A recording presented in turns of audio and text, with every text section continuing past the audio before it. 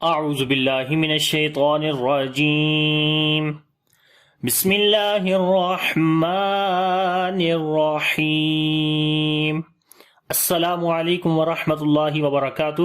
میرا نام حافظ بلال احمد ہے۔ تو انشاءاللہ آج کی اس کلاس کے اندر ہم سورہ یاسین لفظ با لفظ تجوید کے ساتھ سیکھیں گے۔ تو سورہ شروع کرنے سے پہلے اگر ابھی تک آپ نے میرا چینل آن لائن اسلامی کلاسز اردو سبسکرائب نہیں کیا تو کائنڈلی اس کو سبسکرائب کر لیں اور ساتھ میں گھنٹی کو بھی دبا دیں تاکہ جیسے ہی کوئی نئی ویڈیو اس چینل کے اوپر آئے تو آپ کو اس کی نوٹیفیکیشن مل جائے۔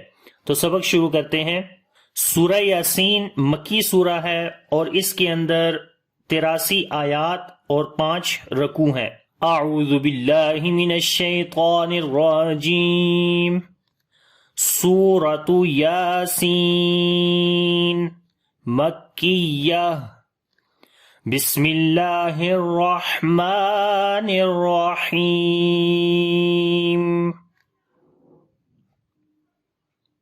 بسم اللہ، سین کے اندر سیٹی کی آواز آئے گی اور سانس جاری ہوگا اور سین کو باریک بھی پڑھیں گے۔ بس یعنی کہ صفت ہمس ہوگی، سانس جاری ہوگا۔ ملہ، اللہ کے نام سے پہلے زیر ہے، تو جب اللہ کے نام سے پہلے زیر ہو تو اللہ کا نام باریک پڑھتے ہیں، اور جب اللہ کے نام سے پہلے زبر یا پیش ہو تو اللہ کا نام موٹا پڑھا جاتا ہے۔ لیکن یہاں بسم اللہ کے اندر اللہ کے نام سے پہلے زیر ہے، باریک پڑھیں گے بسم اللہ، اور لام کو لمبا بھی کریں گے، کھڑی زبر ہے اس کے اوپر بس۔ ٹھیک ہے، دیکھیں سین کے اندر کیسے سیٹی کی آواز بھی آ رہی ہے، سانس بھی جاری ہو رہا ہے، بس بس۔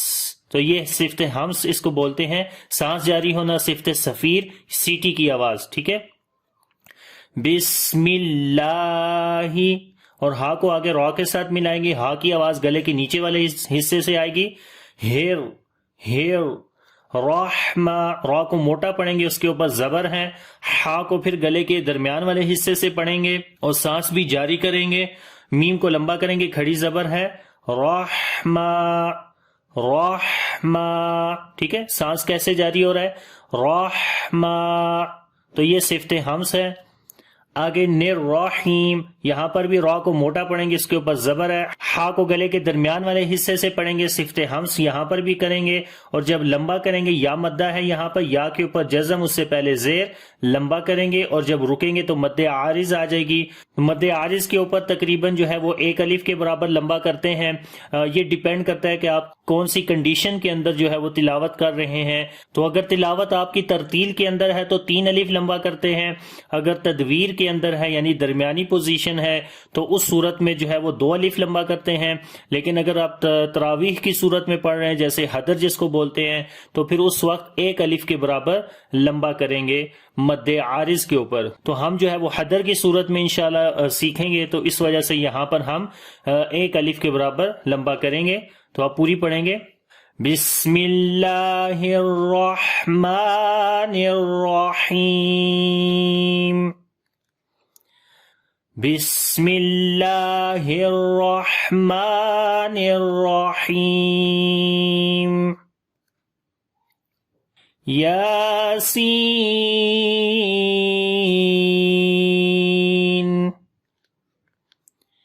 یاسین۔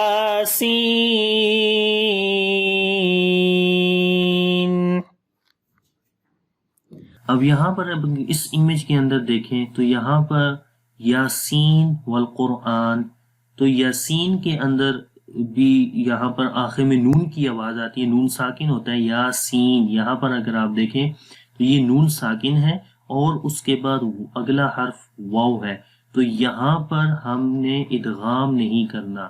یہ وہ جگہ ہیں جہاں پر ادغام نہیں ہوگا، تو یہ آپ نے یاد رکھنا ہے۔ اس کو پھر ایسے ہی پڑھیں گے، یاسین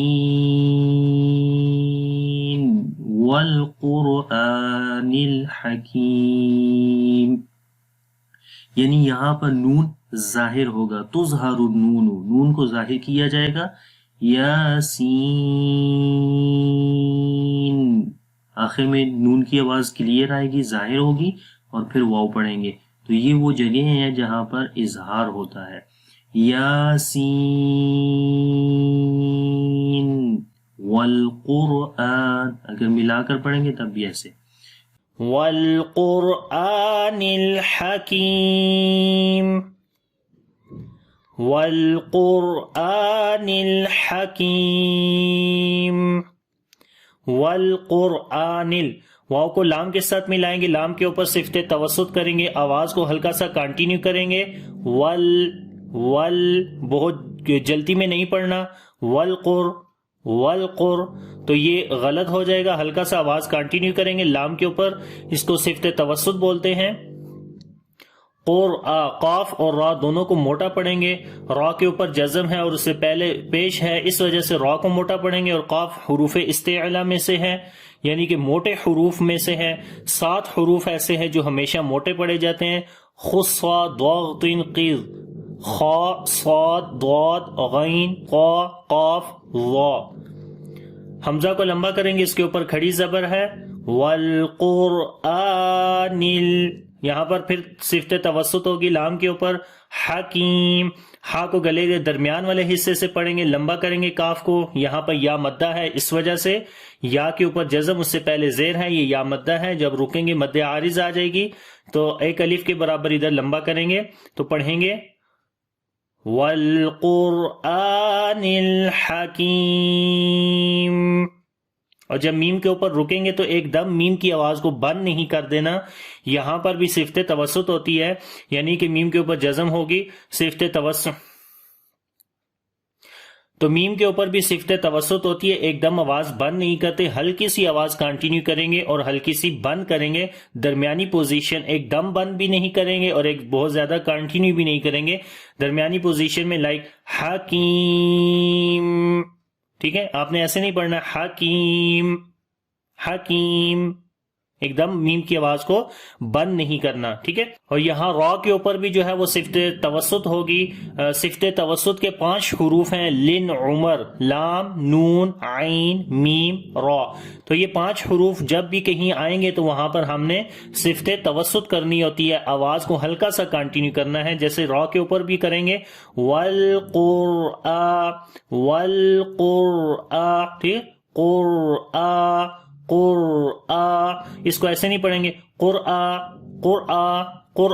یا پھر ول ایک دم آواز بند نہیں کرنی, ٹھیک ہے. آگے ہے انکا لمن المرسلین.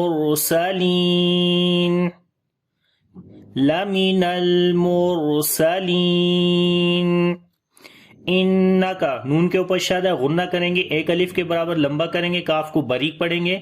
انکا لمنل, کسی حرف کو لمبا نہیں کریں گے, لام کے اوپر صفت توسط ہوگی, آواز کو کنٹینیو کریں گے. را کے اوپر بھی صفت توسط ہے اور را کو موٹا بھی پڑھیں گے, را کے اوپر جزم ہے, اس سے پہلے پیش ہے, اس وجہ سے مرسلین. لام کو لمبا کریں گے, یا مدہ ہے, اور جب رکیں گے مد عارض آ جائے گی تو پڑھیں گے انک لمن المرسلین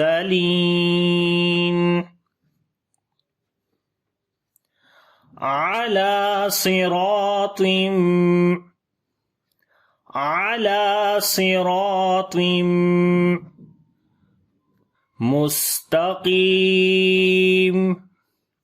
مستقیم.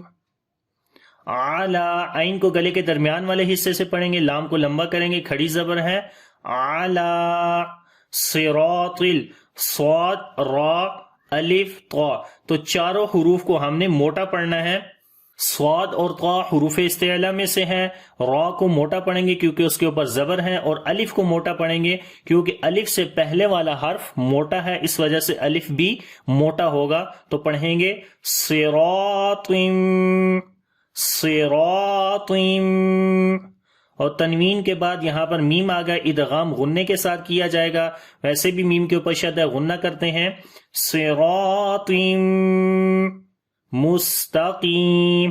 سین کے اوپر صفت صفیر سیٹی کی آواز آئے گی, صفت ہم سانس کو جاری کریں گے, اور صفت استفال یعنی باریک پڑھیں گے, تا کو بھی باریک پڑھیں گے, قاف کو موٹا پڑھیں گے, لمبا بھی کریں گے, یا مدہ ہے, اور جب رکیں گے تو 2 زیر ختم ہو جائیں گی, یہاں پر جزم آ جائے گی, تو پڑھیں گے مستقیم. اور میم کی آواز کو ہلکا سا کنٹینیو کریں گے صفت توسط کی وجہ سے. تو پوری آیت پڑھیں گے. علی صراط مستقیم تنزیل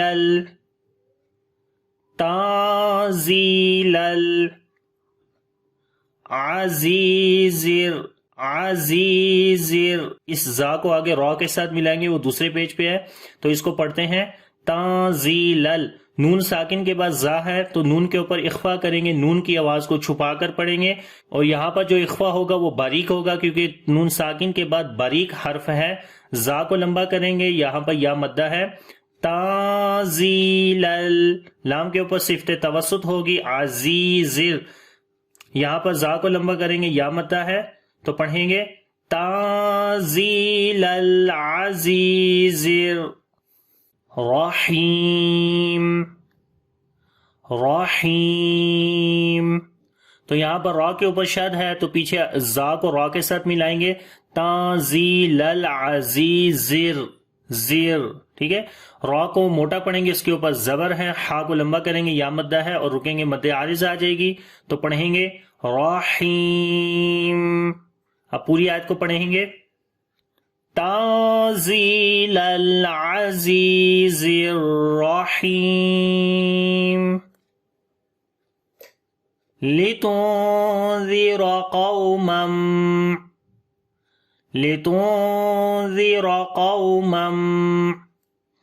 ما انذر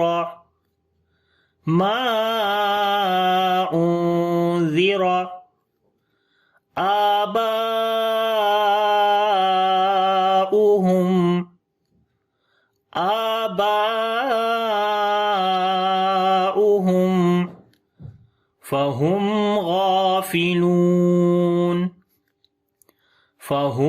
غافلون. لتنذر، نون ساکن کے بعد زال ہے جو کہ حروف اخفا میں سے ہے اور باریک بھی ہے، تو یہاں پر اخفا جو ہوگا وہ باریک ہوگا. را کو موٹا پڑھیں گے، اس کے اوپر زبر ہے. لتنذر قوما ما، قو یہاں پر واو لین ہے، واو کے اوپر جزم، اس سے پہلے زبر ہے، اس وجہ سے یہاں پر نرم پڑھیں گے. تنوین کے بعد میم آ گیا ہے تو یہاں پر ادغام غنے کے ساتھ کیا جائے گا. ویسے بھی میم کے اوپر شاید غنہ کرتے ہیں. قوما ما انذر، میم کو لمبا کریں گے، الف مدہ ہے اور اس کے اوپر چھوٹی مد بھی ہے.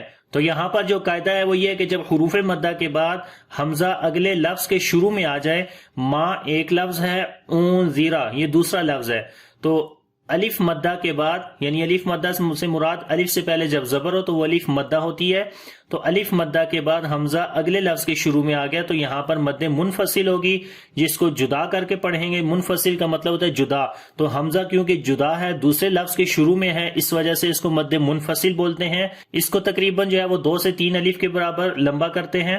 نون ساکن کے بعد زال اخفا باریک کریں گے، یہاں پر را کو پھر موٹا پڑھیں گے. ما انذر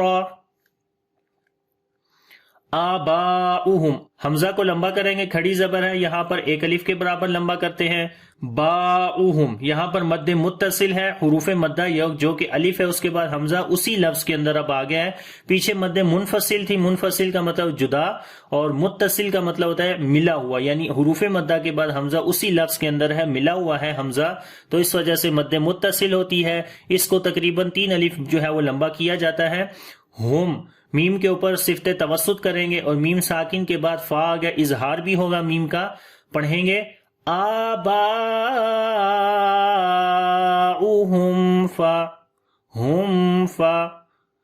فہم غافلون. تو میم کا یہاں پر اظہار ہوگا، میم ساکن کے بعد غین ہے اس وجہ سے، اور میم کے اوپر صفت توسط بھی ہوگی. آواز کو ہلکا سا کنٹینیو کریں گے، غین کو موٹا پڑھیں گے، لمبا بھی کریں گے، کھڑی زبر ہے، لام کو لمبا کریں گے، واو مدہ ہے اور رکیں گے تو مد عارض آ جائے گی.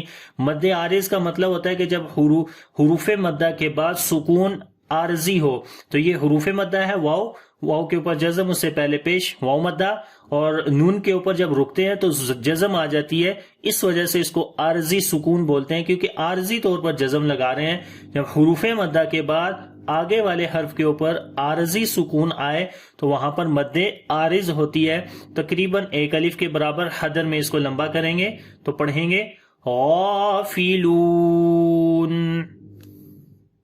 تو آپ پوری آیت کو پڑھیں گے.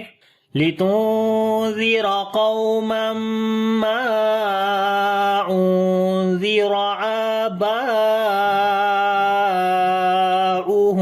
فَهُمْ غَافِلُونَ. تو یہاں تک آج کا سبق ہے. انشاءاللہ یہاں سے اگلی کلاس کے اندر آگے پڑھیں گے.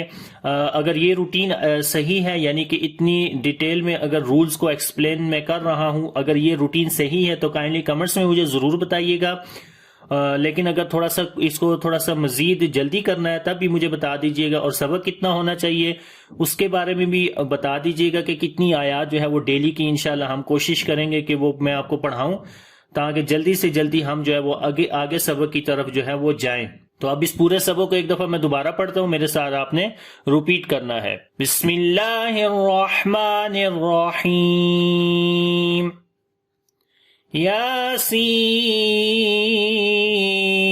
یاسین والقرآن الحکیم إنك لمن المرسلين على صراط مستقيم تنزيل العزيز الرحيم لتنذر قوما ما أنذر آباؤهم فهم غافلون. صدق اللہ العظیم.